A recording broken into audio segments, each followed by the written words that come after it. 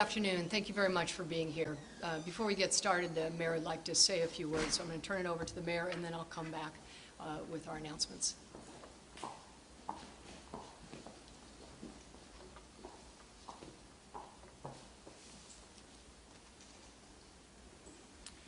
Good afternoon, and thank you, President Johnson, for hosting us here this afternoon. Violent crime is a scourge impacting individuals and families in record numbers in Columbus and cities across the country. Although these headlines have become all too familiar, they remain just as tragic, just as devastating, just as infuriating, just as unacceptable as when we first started seeing these incidents trend upward. Last night in our city, two boys who were only 12 and 16 years old were shot and injured, in addition to the incident near Ohio State's campus. These tragedies are more than statistics. They're more than headlines. These crimes are irrevocably impacting lives and needlessly ending others. This must stop. Put the guns down. End the violence now. The city is increasing patrols, devoting staff, expertise, and resources, analyzing the latest trends and intelligence, and working around the clock to better protect this community. This issue is far from over, but our efforts in this area are producing some results, with total incidents in the University District down 51% since we launched our safety plan in partnership with the university several weeks ago. Chief Ryan and I will continue to work closely with our partners at Ohio State to make even more progress here on campus, just as we're doing in all of our neighborhoods. Our strategy is holistic. It is flexible and nimble. We're leveraging all the tools and resources at our disposal to bring down violent crime in Columbus, in this neighborhood and neighborhoods throughout our city. To anyone who has information about any of these incidents, please call Columbus Police. We need the community to step up. We know this is a very small number of folks committing violent crimes throughout this city, and we need the public's help in getting them off the streets and bringing them to justice. We need everyone in our community to step up, to speak out, and to work with law enforcement to hold those who commit these crimes accountable, bring them to justice, and make our neighborhoods, all of our neighborhoods, safer. Thank you, President Johnson. Thank you, Mayor. Appreciate it. So pleased to have Mayor Ginther with me today, as Commander Dennis Jeffrey of the Columbus Division of Police. The city is such an essential partner in this effort. Chief Kimberly Spears McNatt of the Ohio State University Police Department, and Dr. Monica Mole, our Ohio State Director of Public Safety, and Mr. Jay Casey, who's head of facilities and senior vice president for the university. We are all committed to working hand in hand until this problem is solved in our community and in our city.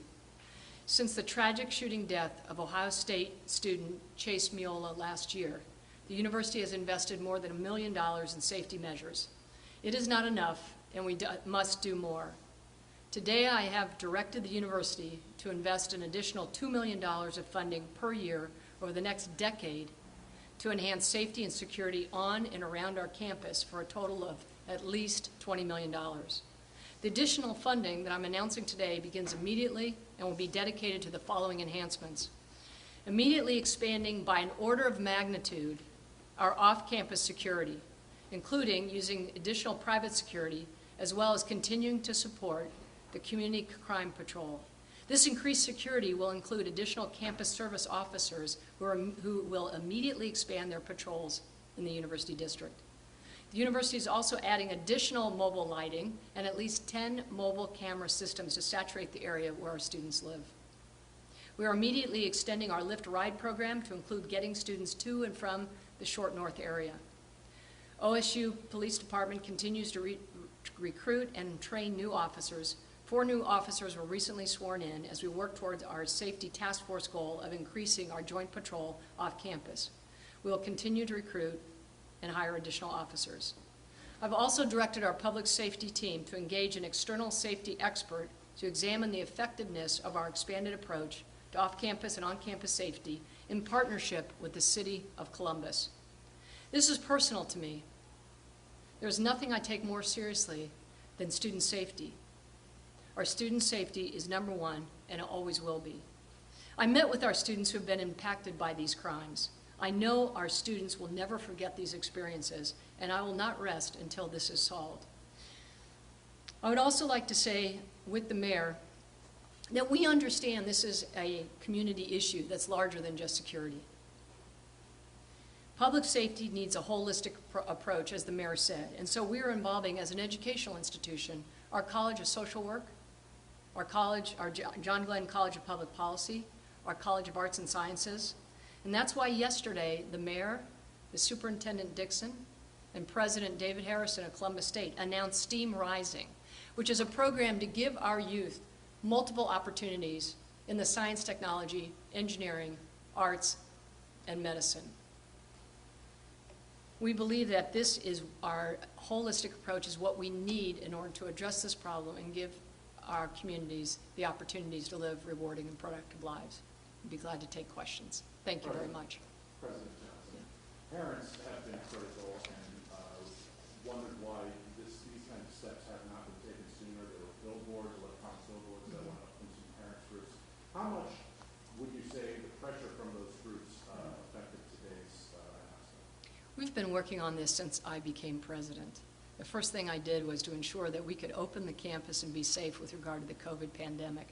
After the tragic death of Chase Miola, we set up a task force and we had 15 recommendations. We've nearly completed all 15, and I invested $1 million that was not in the budget because of my commitment to safety. So this has been something that's been, number one priority since day one.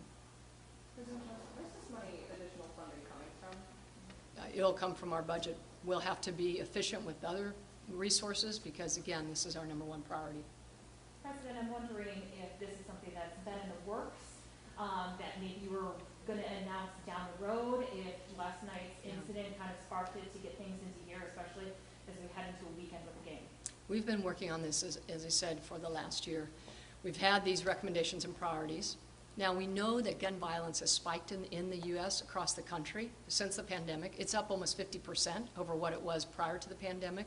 And we've been increasing our lighting. About 3-4 weeks ago, we put in 10 additional lighting systems. We had 5 additional camera systems deployed. We increased the capacity to move 11 more community crime patrol officers, as well as we hired on Best Security Guard to help us with our private security. So this is an added increase, reflecting the increase in the crime. But did last night's event spark today's announcement? Last night's events were terrible. I mean, they were just tragic. I don't want that to happen again. So we're announcing it today. Can you tell us why more private security is going to be hired? Is there not enough manpower between CPD and OSU police? And how many private security will you have? Yeah.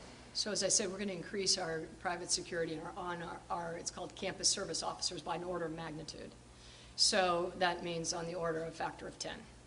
And again, as I mentioned, the amount of gun violence has increased dramatically over the last year, and it's continuing to increase. As the mayor said, we need people to put the guns down. And because of that increase, we need to respond, and we need to respond swiftly, and we need to respond immediately, which we have been doing, and we need to make this stop. President, can I ask Commander a question? Absolutely. I shouldn't speak for him. In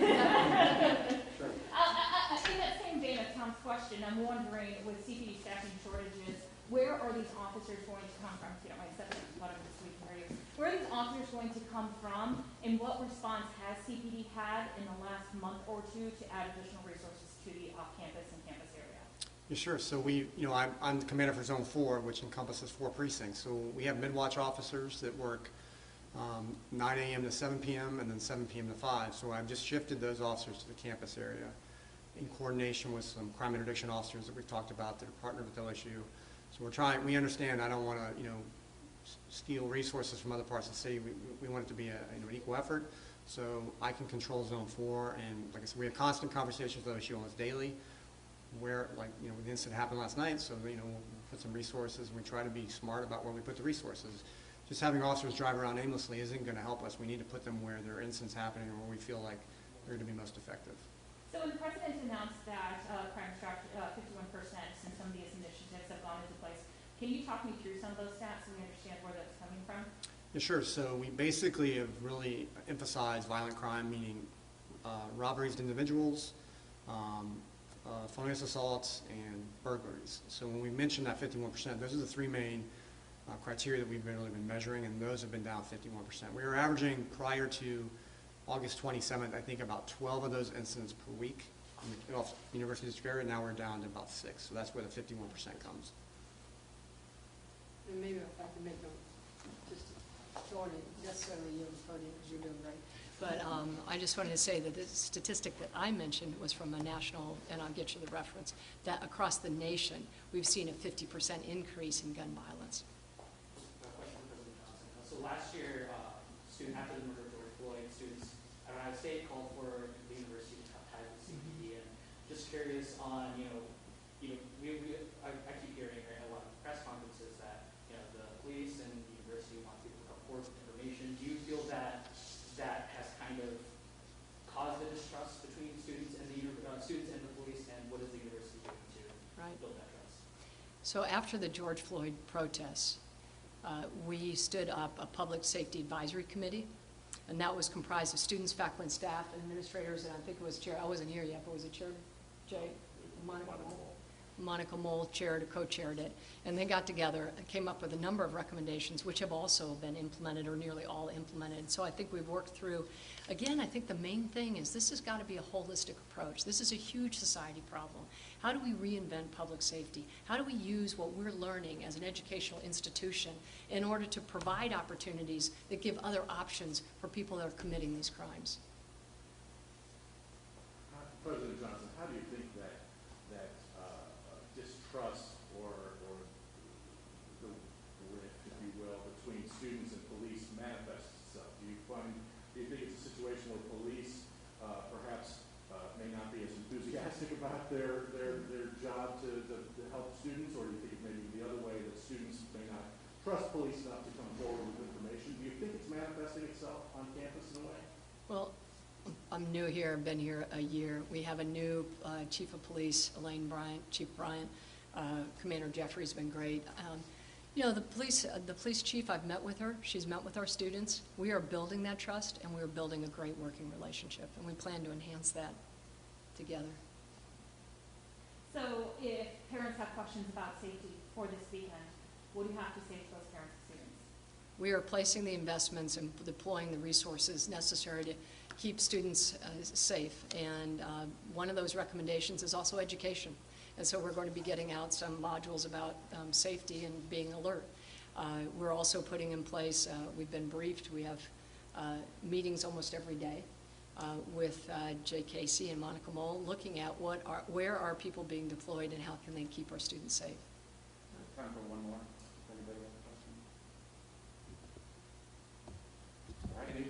Yes, one more. Anywhere particularly that you want to target more lighting, and why has that not been done previously? Well, we have actually put in a lot of lighting already, 10 major lighting stations, of which our students have told us they super appreciate it and that it's helping. There's always a way to do more, and so we're looking at a grid. We're looking at places where they aren't as well lit, and we will make further adjustments. So, yeah, thank you. Thank you all for being here. For that. Yeah. With this additional funding is going towards temporary lighting right now, but we're considering. No, not temporary, no, yeah, I wanted to just, and this would be great to clear this up. I know we talked about temporary. Temporary meaning that they're mobile. So if they need to be moved, they can be moved, but they're not temporary. These will be there, they will be constant fixtures, so I just want to make sure that we clear that up. No, thank you. All right, thank you, everybody. Thank you so much. Does that include the cameras too, though? Sorry? Does that include the cameras too? Yes, oh, absolutely, yes, good question, yeah, absolutely. In fact, well, you know, my background is in optics and imaging, and so my group's going to actually look at some of the camera systems, and you'll see maybe there's some ways to enhance their ability to be helpful. So anyway, thank you very much, so appreciate you being here.